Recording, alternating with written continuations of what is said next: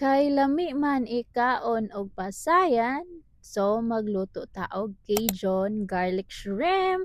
So need lang nako dire tulo ka heads of garlic kay mas daghan nga garlic mas lami. So ato lang i-mince ang atong garlic manually kay wala pa man ta atong mincer. So after natong i-mince guys, nag-add sad ko dire og sili kay mas lami man ang sili good og or mas lami ang shrimp kung halang so nag-add kog sili. But optional lang na, depende ninyo kay lahi-lahi man tag taste bud cherries.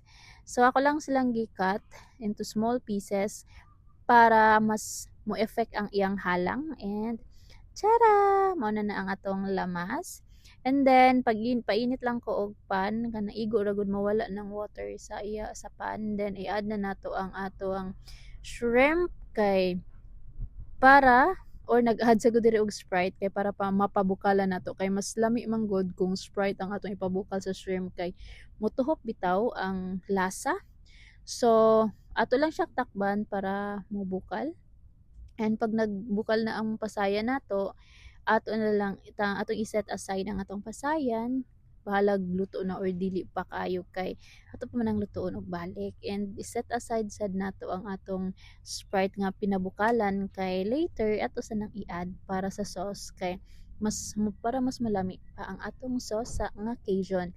So sa pan, same pan nag-add lang ko diri margarine and mas lami yung tatog butter guys pero margarine mahal man gud ron ang butter, mahal ang palitonon so kanina lang atong gamiton way magbuot charis.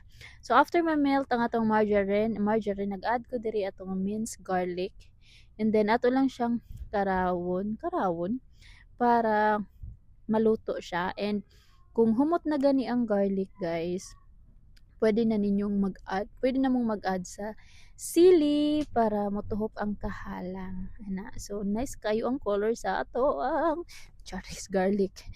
And then nag-add na day ko diri sa pasayan. So 1/2 ra din na nga pasayan since ako raman or kami lang daw sa akong sister so gamay ra akong niluto. And then mix lang nato kay para motuhok ang atong butter.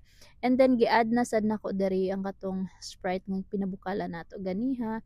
After na kong gibutang ang katong atong Sprite nga gipabukal ganiha, nag-add lang ko diri og paprika, cayenne, nag-add sad ko diri og Cajun seasoning kay mao na ang importante. Nag-add sad ko og garlic powder and pepper. Nag-add sad ko og sugar, dayon, oyster sauce para mas malami ang ato ang shrimp. And nag-add sad ko og sugar guys. So tansya ra jud ni ang tanan since lahi-lahi man sa taog preference sa taste good. So depende na jud na ninyo kung unsa inyong mas daghanon. Kamo na magbuot guys, di na ko magproblema na. Charis.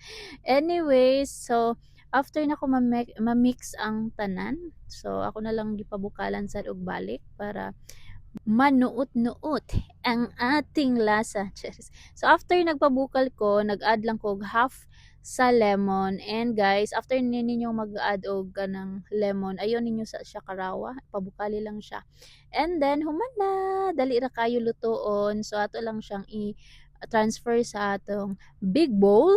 And then ang atong sauce is naglain lang ko kay para dili bitaw madaot or kay next time kung magluto ko og shrimp na nakoy sauce. So this is the finished product.